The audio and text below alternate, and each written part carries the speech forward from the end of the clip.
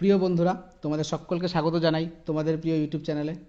আজ আমরা ভারতের সংবিধান থেকে বা ইন্ডিয়ান পলিটি থেকে কিছু গুরুত্বপূর্ণ প্রশ্ন নিয়ে এসে হাজির হয়েছি, তাই ভিডিওটি স্কিপ না করে সম্পূর্ণ দেখো।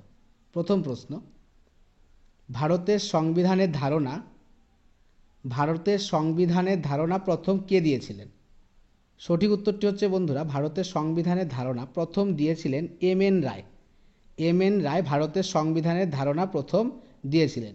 এটা ভিভিআই প্রশ্ন। ভারতের সংবিধানের ধারণা প্রথম কে দেন? ভারতের সংবিধানের ধারণা প্রথম দেন এম.এন. রায়। পরবর্তী প্রশ্ন, ভারতের সংবিধান প্রস্তুতির জন্য সংবিধান সভা কবে গঠিত হয়? বন্ধুরা, সঠিক উত্তর, ভারতের সংবিধান প্রস্তুতির জন্য যেটা সংবিধান সভা গঠিত হয়েছিল সেটা গঠিত হয় হচ্ছে 1946 খ্রিস্টাব্দে। সংবিধান সভা গঠিত হয় 1946 খ্রিস্টাব্দে। পরবর্তী প্রশ্ন, সংবিধান সভার প্রথম অধিবেশন বসে কবে? ভারতের সংবিধান সভা, সেই সংবিধান সভার প্রথম অধিবেশন কবে বসে? সংবিধান সভার প্রথম অধিবেশন বসে 9 ডিসেম্বর 9ই ডিসেম্বর 1946 খ্রিস্টাব্দে। বন্ধুরা মনে রাখবে, 9ই ডিসেম্বর 1946 খ্রিস্টাব্দে সংবিধান সভার প্রথম অধিবেশন বসেছিল। পরবর্তী প্রশ্ন, সংবিধান সভার প্রথম সভাপতি কে ছিলেন? এই যে 9ই ডিসেম্বর 1939 খ্রিস্টাব্দে সংবিধান সভা বসে, সেই সংবিধান সভার প্রথম সভাপতি কে ছিলেন? বন্ধুরা, সঠিক উত্তর হচ্ছে সংবিধান সভার প্রথম সভাপতি ছিলেন অপশন সি, সচ্চিদানন্দ সিনহা। সচ্চিদানন্দ সিনহা ছিলেন সংবিধান সভার প্রথম সভাপতি। এটাও গুরুত্বপূর্ণ প্রশ্ন। সংবিধান সভার প্রথম সভাপতি ছিলেন সচ্চিদানন্দ সিনহা। তবে বন্ধুরা তোমরা মনে রাখবে যে পরবর্তীকালে সচ্চিদানন্দ সিনহা বয়স বেশি ছিল বলে তিনি সংবিধান সভার সভাপতিত্ব বেশি দিন করতে পারেননি। তার পরবর্তীকালে অর্থাৎ 9ই ডিসেম্বরের পরে 11ই ডিসেম্বর সংবিধান সভার সভাপতি হন রাজেন্দ্র প্রসাদ। 11ই ডিসেম্বর সংবিধান সভার সভাপতি হন রাজেন্দ্র প্রসাদ, সংবিধান সভার সভাপতিত্ব হন।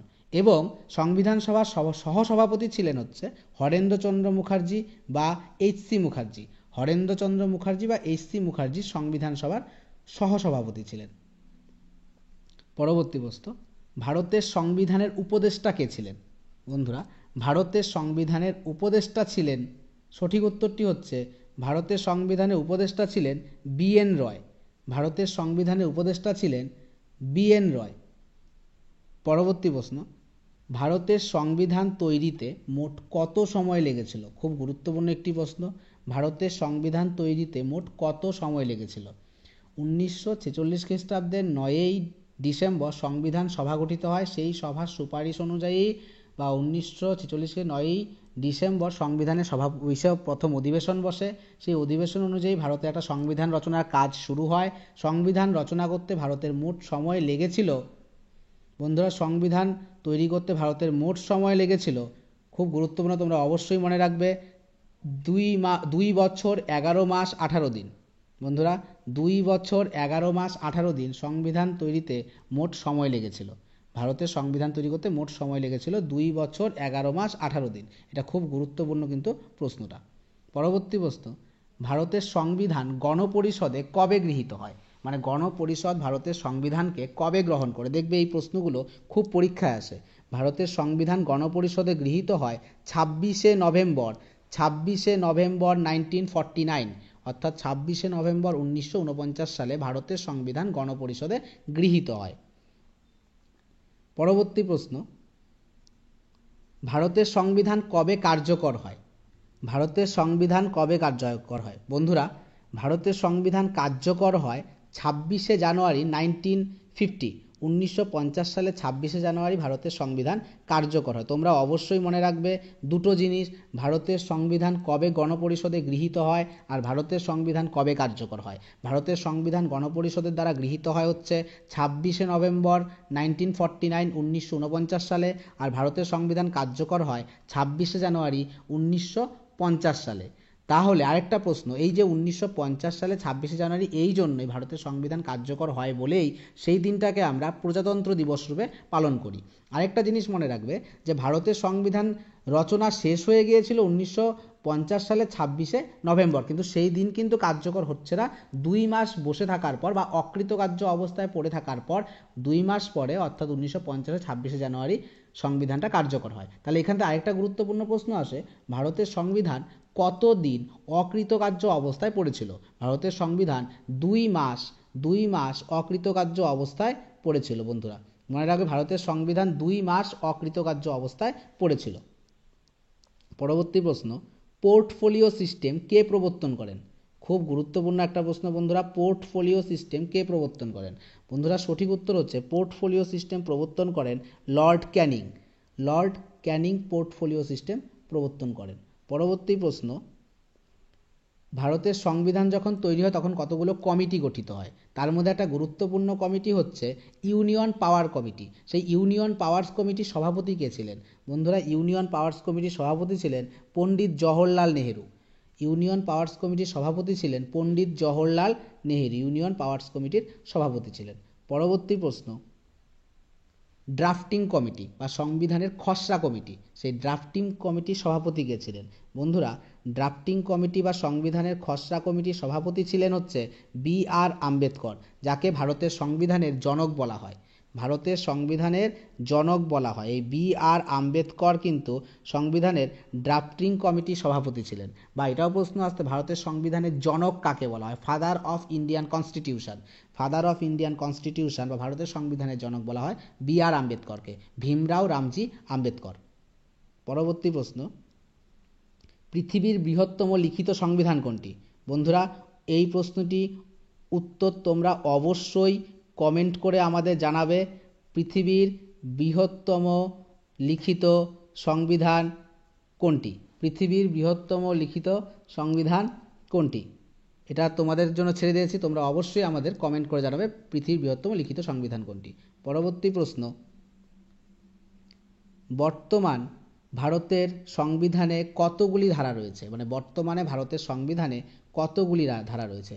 বন্ধুরা খুব গুরুত্বপূর্ণ একটা প্রশ্ন, বর্তমানে ভারতের সংবিধানে ধারা রয়েছে 448টি বা 448।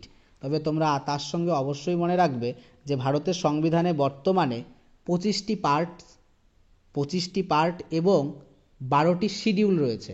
ভারতের সংবিধানে 25টি পার্ট এবং 12টি শিডিউল রয়েছে।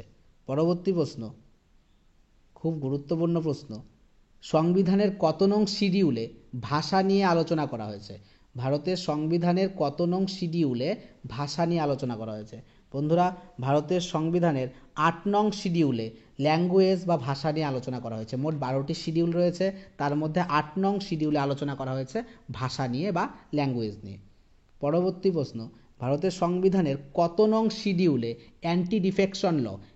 ভারতের সংবিধানের কত নং শিডিউলে অ্যান্টি ডিফেকশন ল? আমি কথা দিচ্ছি এই যে প্রশ্নগুলো যেগুলো বলা হচ্ছে তার মধ্যে তোমরা অবশ্যই চাকরির পরীক্ষায় প্রশ্ন কমন পাবেই পাবে। ভারতের সংবিধানে কত নং শিডিউলে অ্যান্টি ডিফেকশন ল নিয়ে আলোচনা করা হয়েছে? বন্ধুরা সঠিক উত্তর, ভারতের সংবিধানের 10 নং শিডিউলে 10th শিডিউলে আলোচনা করা হয়েছে অ্যান্টি ডিফেকশন ল নিয়ে। পরবর্তী প্রশ্ন, ভারতের সংবিধানের বিভিন্ন উৎস, এগুলোর থেকে অনেক উৎস রয়েছে বন্ধুরা, তবে যে উৎসগুলো সবচেয়ে বেশি গুরুত্বপূর্ণ আমরা সেই উৎসগুলোই আজকে তুলে দিয়েছি। মনে রাখবে এই যে কটা উৎস তোমাদের তুলে দেওয়া হয়েছে তোমরা অবশ্যই সেই কটা উৎস মনে রাখার চেষ্টা করবে, যে ভারতের সংবিধান, সেই সংবিধানটা কোন কোন দেশের সংবিধান থেকে বা কোন কোন দেশের সংবিধানের অংশগুলো ভারতের সংবিধানে যুক্ত হয়েছে। ভারতের সংবিধান সবচেয়ে প্রথম যে উৎসটা মনে রাখবে যে blueprint of Indian constitution. Blueprint, নীল নকশা, ভারতের সংবিধানের নীল নকশা প্রথম ধারণাটা এসেছিল কোথায়? ভারতের সংবিধানের ব্লু প্রিন্ট বলা হয় 1935 সালের 1935-এর ভারত শাসন আইন। 1935 সালে ভারত শাসন আইন। তবে বন্ধুরা পরীক্ষায় যদি প্রশ্ন আসে blue print of Indian constitution কাকে বলা হয়, তোমরা একটু দেখে উত্তর দিবে, কারণ ভারত শাসন আইন ভারতবর্ষে অনেকগুলো হয়েছে, কিন্তু উত্তরটা হচ্ছে 1935-এর ভারত শাসন আইন। 1935 সালে ভারত শাসন আইনে ভারতের সংবিধানের ব্লু প্রিন্ট বলা হয়। পরবর্তী প্রশ্ন, ভারতের সংবিধান কোন জায়গা থেকে বা কোথাকার সংবিধান থেকে সিঙ্গেল সিটিজেনশিপ আর বাইক্যামেরালিজম গ্রহণ করেছে? বাইক্যামেরালিজম আর সিঙ্গেল সিটিজেনশিপ গ্রহণ করেছে ইংল্যান্ডের সংবিধান বা ব্রিটিশ সংবিধান থেকে। পরবর্তী প্রশ্ন, ফান্ডামেন্টাল রাইটস মানে মৌলিক অধিকার, প্রিমবেল, শপথ আর পোস্ট অফ ভাইস প্রেসিডেন্ট, এই যে ধারণাগুলো, এই ধারণাগুলো ভারতের সংবিধান গ্রহণ করেছে কোন দেশের সংবিধান থেকে? এই সংবিধানগুলো ভারত গ্রহণ করেছে USA, United States of America বা আমেরিকা থেকে। ইউনাইটেড স্টেটস অফ আমেরিকা থেকে এই তথ্যগুলো বা এই ধারণাগুলো গ্রহণ করেছে, ফান্ডামেন্টাল রাইটস, প্রিমবেল আর পোস্ট অফ ভাইস প্রেসিডেন্ট। পরবর্তী প্রশ্ন খুব গুরুত্বপূর্ণ, ভারতের সংবিধান কোথা থেকে DPSP, directive principle of state policy বা ডিপিএসপি কোন দেশের সংবিধান থেকে গ্রহণ করেছে? বন্ধুরা, আয়ারল্যান্ডের সংবিধান থেকে ডিপিএসপি ভারতের সংবিধান গ্রহণ করেছে। পরবর্তী প্রশ্ন, ফান্ডামেন্টাল ডিউটিস, ভারতের সংবিধানের একটা গুরুত্বপূর্ণ অংশ ফান্ডামেন্টাল ডিউটিস, মৌলিক কর্তব্য। সেই মৌলিক কর্তব্য কোন দেশের সংবিধান থেকে গ্রহণ করা? ভারতের সংবিধানে ফান্ডামেন্টাল ডিউটিস বা মৌলিক কর্তব্য গ্রহণ করা হয়েছে সোভিয়েত ইউনিয়ন বা ইউএসএসআর। তোমরা একটু দেখে শুনে উত্তর দিবে, ইউএসএসআর, সোভিয়েত ইউনিয়ন থেকে গ্রহণ করেছে। পরবর্তী প্রশ্ন, কনস্টিটিউশন অ্যামেন্ডমেন্ট, ভারতের সংবিধানের যে সংশোধনগুলো কোন দেশের সংবিধানে অনুকরণে তৈরি? ভারতের সংবিধানে সংশোধন গ্রহণ করা হয়েছে বা কনস্টিটিউশন অ্যামেন্ডমেন্ট গ্রহণ করা হয়েছে সাউথ আফ্রিকা বা দক্ষিণ আফ্রিকার সংবিধান থেকে। সাউথ আফ্রিকা বা দক্ষিণ আফ্রিকার সংবিধান থেকে।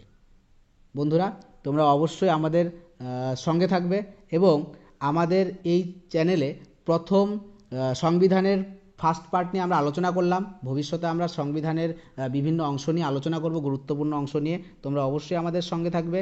আর ভিডিওটি দেখার জন্য সকলকে জানাই ধন্যবাদ।